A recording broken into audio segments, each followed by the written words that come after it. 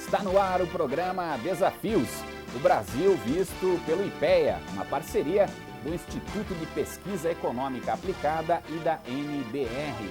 Nossa discussão hoje será sobre a infraestrutura das escolas. Ela inclui não só equipamentos, como materiais pedagógicos, salas de leitura e biblioteca, mas também tem a ver com o número de alunos por turma, gastos por estudante, escolaridade e experiência e salário dos professores, enfim, a gama é grande de discussão. Pesquisa do IPEA avaliou mais de 100 mil escolas do ensino fundamental e concluiu que a infraestrutura exerce, sim, impacto na qualidade na educação. Em outras palavras, a melhora das condições escolares muda os resultados educacionais. Outra pesquisa sobre o tema, realizada pelo Instituto Nacional de Estudos e Pesquisas Educacionais Anísio Teixeira, o INEP, do Ministério da Educação, aponta que são necessárias melhores políticas públicas para a qualidade da educação. O INEP aponta também que a internet vem sendo disseminada nas escolas, o que é um fator muito positivo. Para tratar do assunto, convidamos um dos autores de cada trabalho, o pesquisador do IPEA, Serguei Soares, e também Roberta Biondi, ela que é a coordenadora geral de estudos educacionais do INEP-MEC.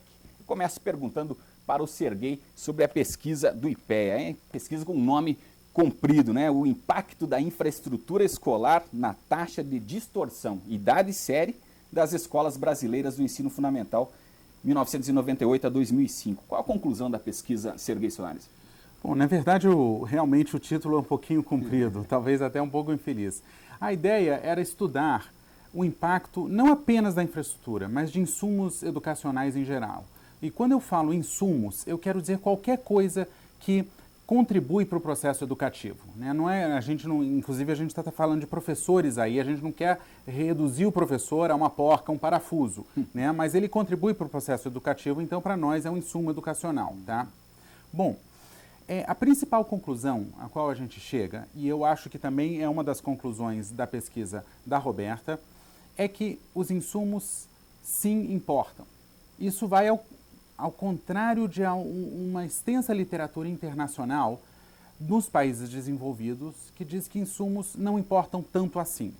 Agora, eu acredito que essa literatura chega a conclusões diferentes porque trata de países onde todas as escolas têm um mínimo.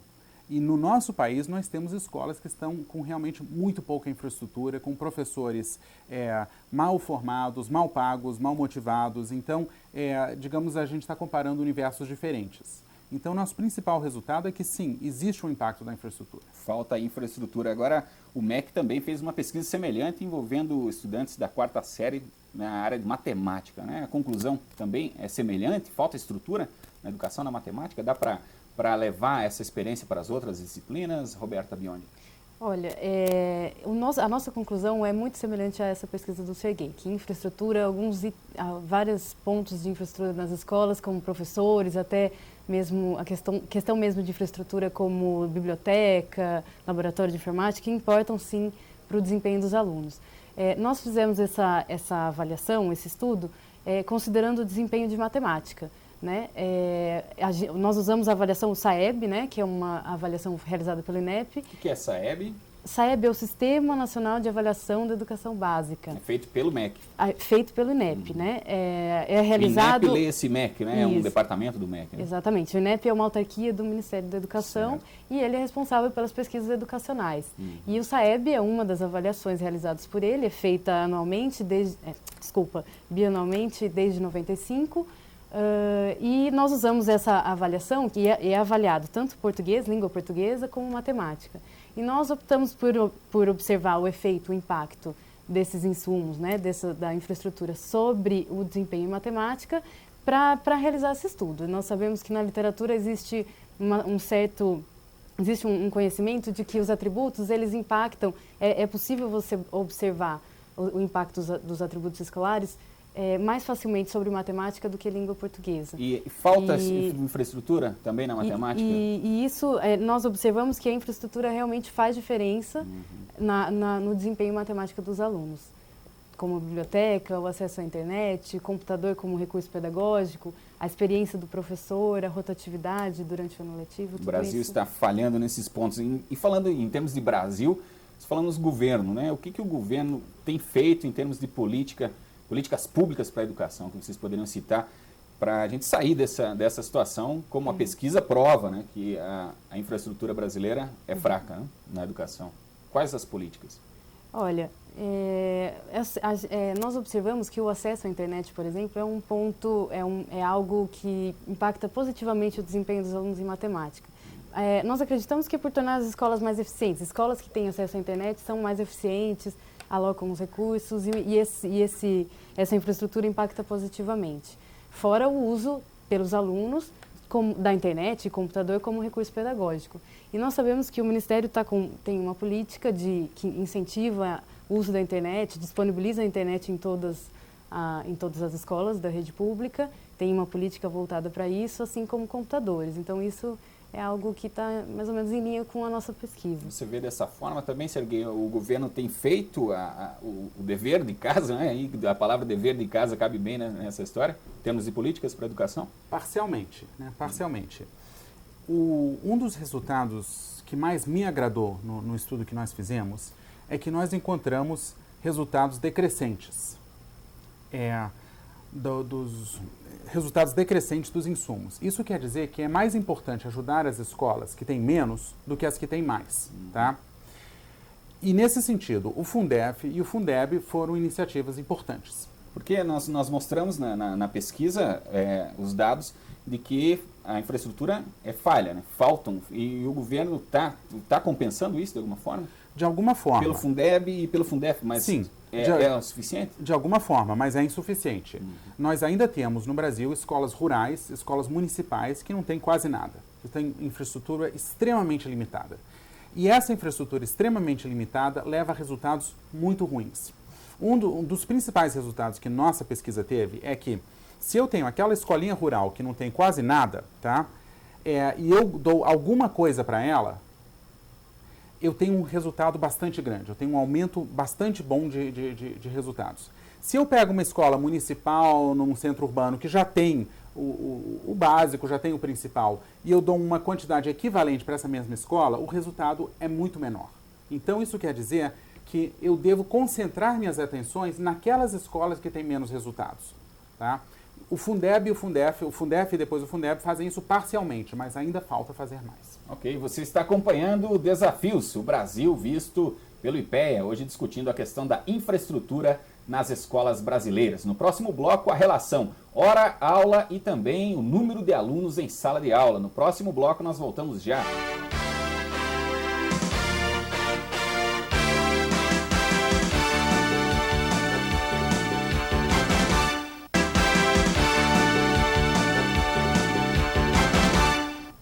Voltamos com Desafios, o Brasil visto pelo IPEA, uma parceria do Instituto de Pesquisa Econômica Aplicada e da NBR, hoje discutindo a questão da infraestrutura na educação. Eu pergunto para o Serguei Soares, que é um dos autores aí de pesquisa recente sobre o tema.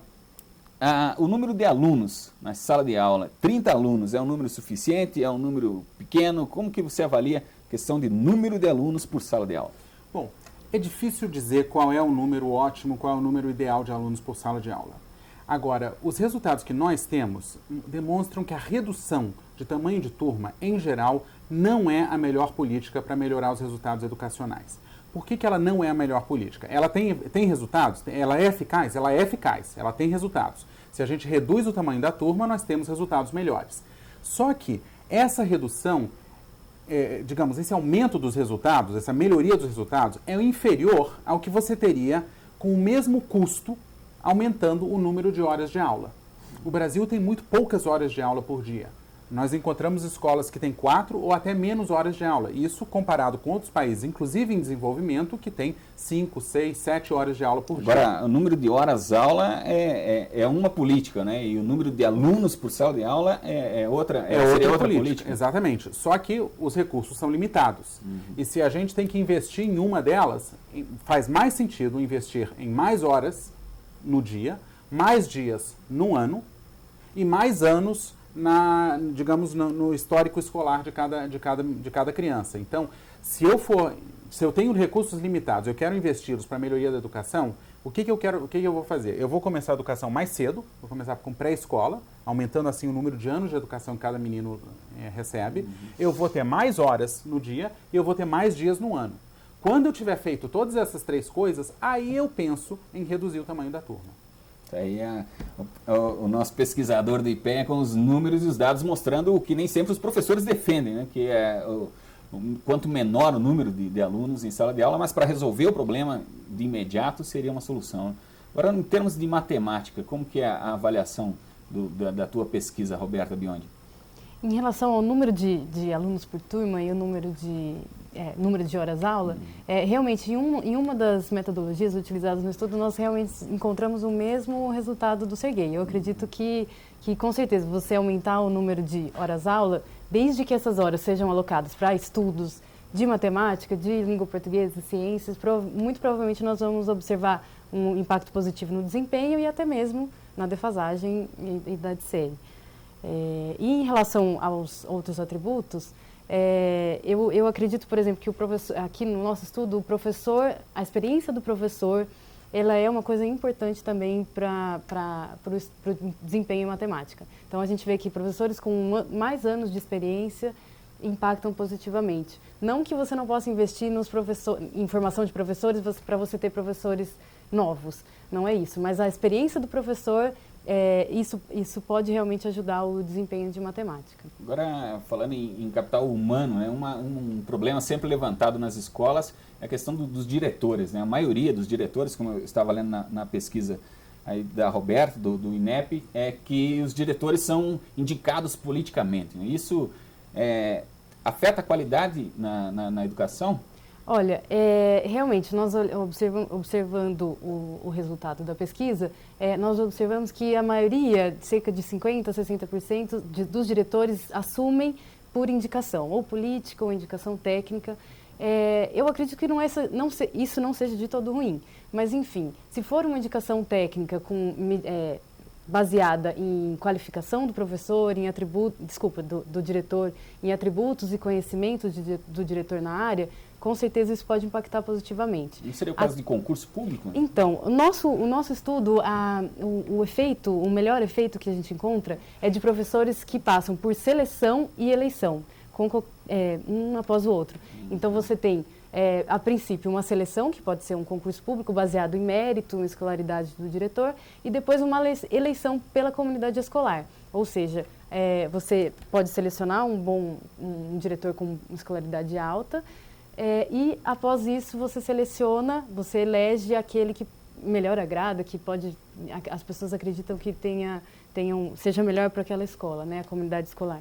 Agora, em termos de formação dos professores, né, os nossos professores estão sendo formados em número suficiente para atender a demanda, por exemplo, de matemática ou outras áreas, no capital humano, a formação do professor está a contento, está uma qualidade razoável? Olha, nós observamos os dados e a formação de professores de matemática, o número de professores de matemática formados, eles não são insuficientes.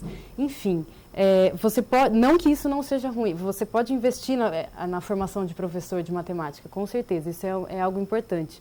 Mas isso depende muito da qualidade da formação do professor. A gente sabe que, às vezes, os professores de matemática não estão indo para as áreas da aula de matemática para a 4ª série. Pode ser que eles estão sendo atraídos pelo mercado de trabalho, por outro lado, que não professor. Então, a gente tem formação.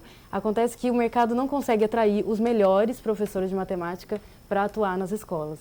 E isso, assim, os mais bem preparados, que podem ter um impacto positivo no desempenho dos alunos. Então, a mesma coisa como o treinamento. Então, você depende muito da qualidade da formação, daquele treinamento. Os bens formados acabam sendo captados para isso impacta positivamente. Para empresas. Exato. Você, Serguei, falava em pequenas mudanças com grandes alterações e grande influência nas estatísticas, enfim, né? Nessa área dos professores, que grandes mudanças, que pequenas mudanças trariam um grande impacto no teu ponto de vista? Mais uma vez, focar em cima das escolas que estão pior. Então, se você pega aquela escola rural municipal, principalmente do Norte e Nordeste, né, você tem uma escola onde um pouco de dinheiro pode melhorar muito a situação daquela escola. Professor sem nível superior também Também. É comum. Também. Né? Agora, isso custa dinheiro também. Para conseguir um professor com nível superior, você precisa pagar ele melhor, né? Atrair bons professores. Então, tudo custa dinheiro. No final das contas, no frigir dos ovos, o que a gente tem que se perguntar é, em termos de cada real investido, qual é a melhor maneira de investir esse real, né?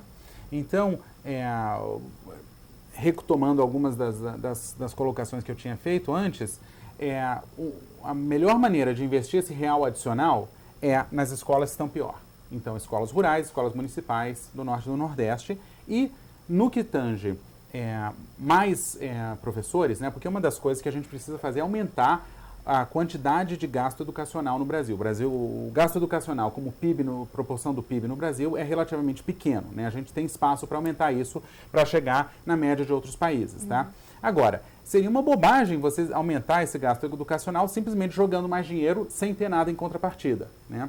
Então, tudo bem, a gente vai pagar os professores melhor, mas a gente também quer algo em contrapartida. A gente quer mais horas, a gente quer mais dias no ano. Mais horas no dia, mais dias no ano, né?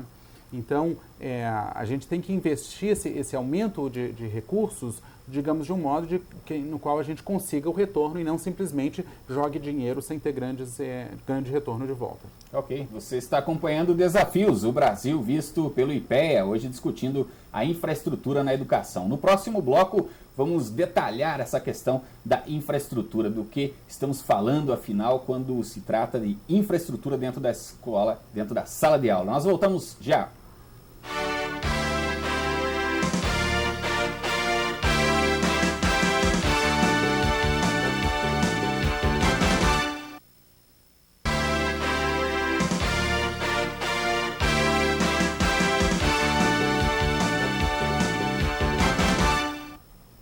Voltamos com Desafios, o Brasil visto pelo IPEA.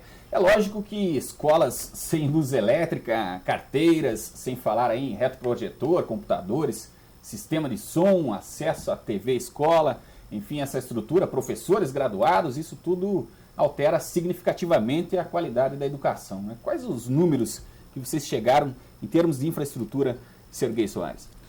Bom, nós utilizamos o censo que o INEP faz anualmente das escolas de educação básica no Brasil. E esse censo nos oferece uma quantidade incrivelmente detalhada de informações a respeito do que uma escola tem ou não tem. Para vocês terem uma ideia, o censo diferencia entre um fogão a lenha, um fogão a gás e um fogão elétrico. Tá? E isso para quase tudo dentro da escola. Então nós temos mais de 1.000 variáveis de infraestrutura. A gente não podia trabalhar com mais de 1.000 variáveis, seria uma coisa muito difícil. Então a gente criou um índice de infraestrutura, que vai desde escolas muito, muito ruins em termos de infraestrutura, que não tem luz elétrica, não tem água encanada, não tem carteiras, não tem luz elétrica é uma coisa muito grave, né? Porque você dentro de um edifício você não consegue ler e escrever, né? Até escolas que são principalmente municipais e rurais, até escolas urbanas do Sudeste, das redes estaduais do Sudeste ou das redes das capitais, né, que tem computadores ligados à internet, enfim, digamos, é outro nível. Nós temos uma variação extremamente grande em termos de infraestrutura nas escolas brasileiras, né? E o que a gente encontra, mais uma vez, é que mais vale investir naquelas que têm muito pouco. Agora, na pesquisa do INEP, vocês focaram muito na computação, né, na informática, na internet. E isso influencia realmente no ensino da matemática, como foi o foco da pesquisa? Influencia, sim. Nós inserimos essas variáveis de internet, acesso ao laboratório de informática, ciências, o computador para uso pedagógico dos alunos, né, o professor usa, e isso tudo nós olhamos que tem realmente um efeito. Por exemplo, o acesso à internet pode melhorar, impactar o desempenho dos alunos, o que pode significar mais ou menos de 4 a 6 meses de estudo a mais. Né? Como se o aluno tivesse evoluído de 4 a 6 meses em relação ao que ele está. Nossa, é relevante então? É realmente isso interessante. Em quanto assim como tempo? Né? O aluno pode evoluir de 4 a 6 meses caso as escolas tenham acesso à internet. Não é o acesso à internet, obviamente, que impacta diretamente no desempenho de matemática, mas muito provavelmente a escola é melhor equipada, você pode identificar ali outros fatores, tem acesso ao computador, usa como recurso pedagógico, E isso impacta mais ou menos no desempenho do aluno, que evolui mais ou menos uns 4 a 6 meses. Bom, Serguei, nós ouvimos aí a influência da internet na educação, que realmente influencia muito, né? Qual o comparativo que você faz aí com escolas, o teu pensamento, escolas que não tem nem luz elétrica, né? Como é que fica? É um Brasil, são dois Brasis dentro da educação, um com alta tecnologia e outro que não tem luz elétrica. Como que é? Bom, certamente. E é importante a gente ver que as conclusões do estudo que nós fizemos no IPEA e as conclusões do estudo da Roberta a princípio podem parecer contraditórias, na medida em que a Roberta diz, olha, é muito importante ter internet, é muito importante ter computadores, e eu estou dizendo, não, mais importante é ter luz elétrica. Né? Claro, não há dúvida que bom, não há contradição real entre isso, porque de fato é mais importante ter luz elétrica, mas não deixa de ser importante ter computadores e computadores ligados à internet. Né? Agora, é fundamental que quando a gente vai tratar de mais recursos para a escola, a gente tem que refletir isso, dando um acréscimo relativamente pequeno àquelas que já têm muito, para acrescentar mais alguns computadores no laboratório de informática, e um acréscimo grande para aquelas que têm muito pouco, né, para ter, digamos, no mínimo uma tomada para botar o primeiro computador. Né?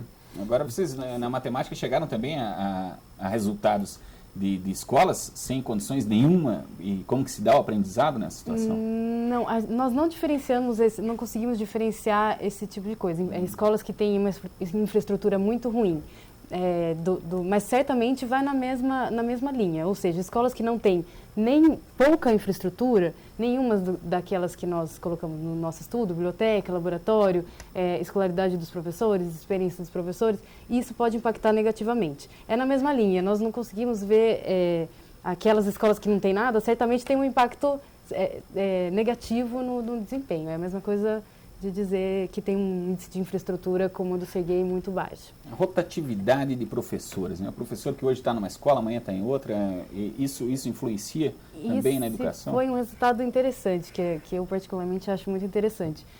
Nós conseguimos medir que a rotatividade dos professores nas turmas, então turmas que têm mais de um professor ou nenhum professor ao longo do ano letivo, têm um desempenho pior do que aquelas turmas que tiveram apenas um. Então isso é interessante porque pode ser alvo de políticas públicas para você atrair bons professores, investir na formação, atrair professores com um bom salário inicial.